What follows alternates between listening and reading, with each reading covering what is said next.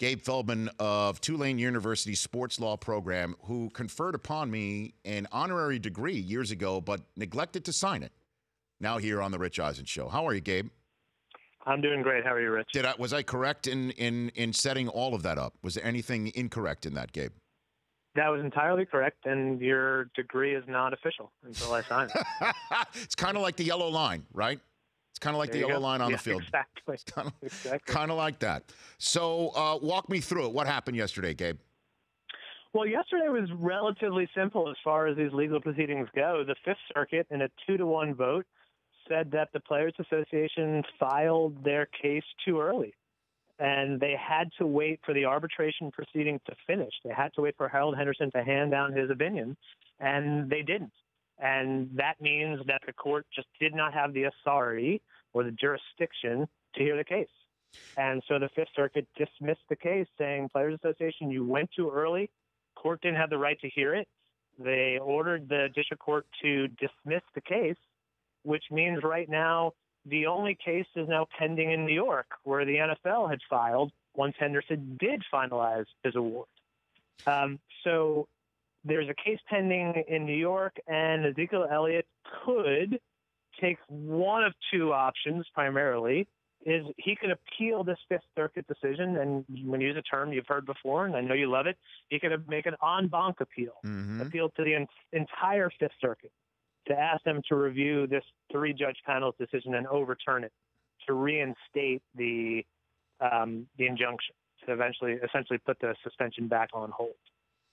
Or he could file for the preliminary injunction or temporary restraining order in New York. Basically file the same exact papers with some minor changes in New York, asking the New York judge to put a hold on that suspension. Okay. So that's where we are right now. All right, so there's a couple things I want to ask you off the bat. Let's go back to what happened in August that led to him to be able to get on the field, or September here. Didn't I hear, was it one of the lawyers for Ezekiel Elliott who said that when a bulldozer's coming for the house, you don't wait for it to knock the house down, you try and stop the bulldozer, and I guess the judge in Texas bought that argument. That was now overturned, essentially? Right. The judge, the 2 out of 3 judges in the Fifth Circuit said it wasn't clear that the house was going to be bulldozed.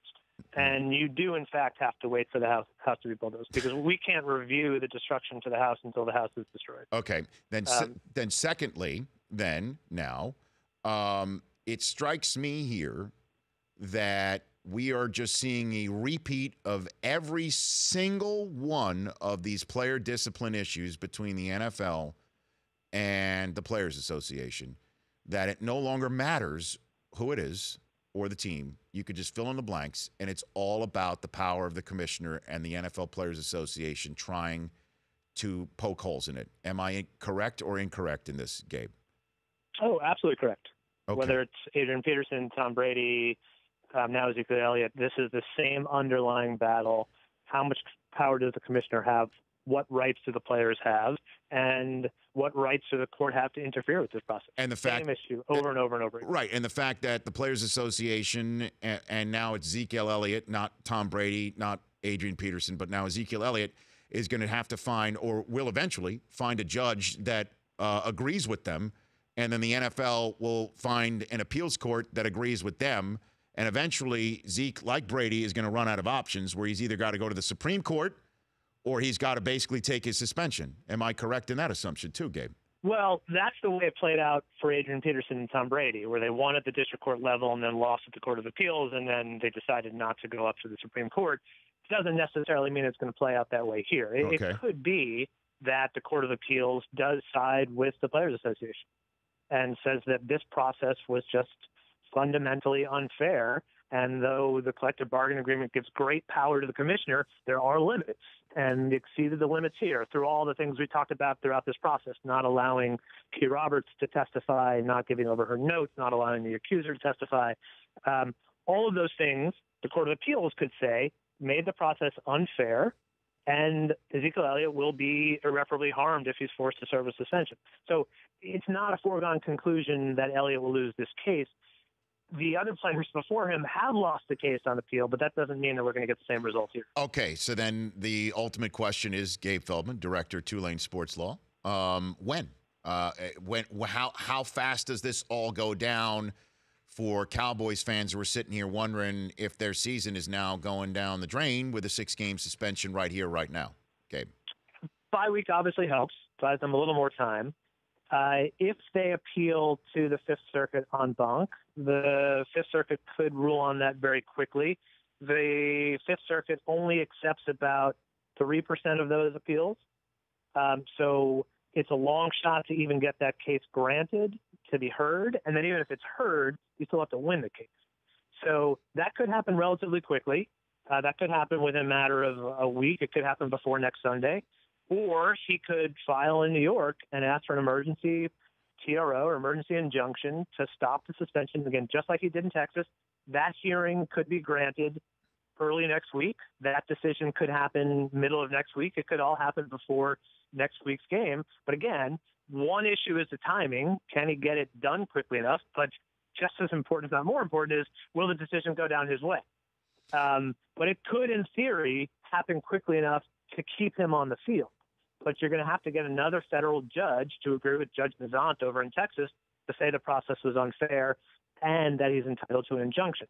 Those are difficult things to do. One judge already did it, so it's certainly possible another judge will do it. Okay, so then because I have been with you through lockout and conversations like this for years now, Gabe, I am going to, instead of asking you what you think will happen, I will tell you what I think will happen, and you tell me if that likelihood is going to take place.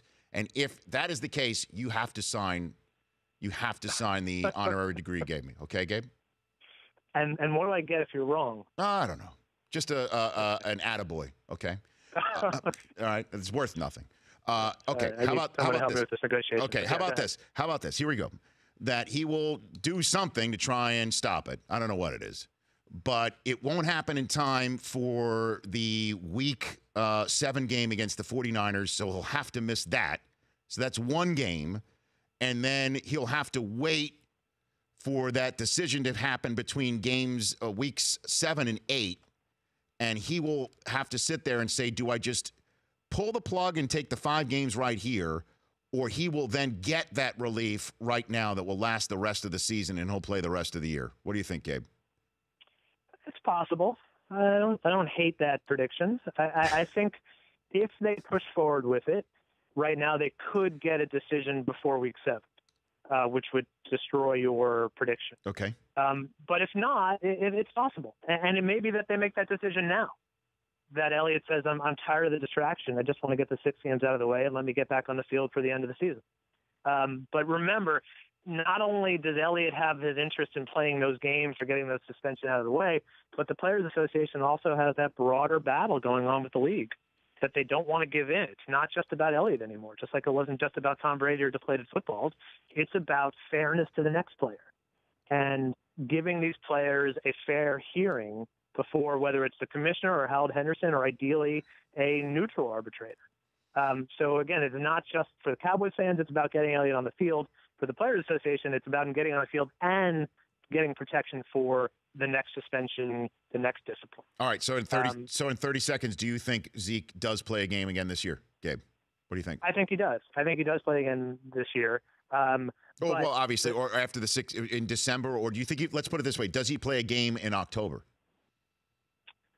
I think there is a better chance that he plays a game in October than he had before the season started. I think that case law, that decision by Judge Mazant, may be persuasive to a court in New York. So I think Cowboys fans should be feeling more optimistic than they might otherwise be, but it's still the odds are stacked against. Okay, that's why you're the director of Tulane sports law, and I have a non-operative degree from it. So thank you, Gabe. Always appreciate it. My pleasure, Rich. Always great chatting. At Sports Law Guy. Follow Gabe. He knows what's what. The Rich Eisen Show. Weekdays at noon Eastern on radio stations across the country and audience. If you liked some of that, get some more of that on the Rich Eisen Show app. Follow all the information you see right here on the Rich Eisen Show.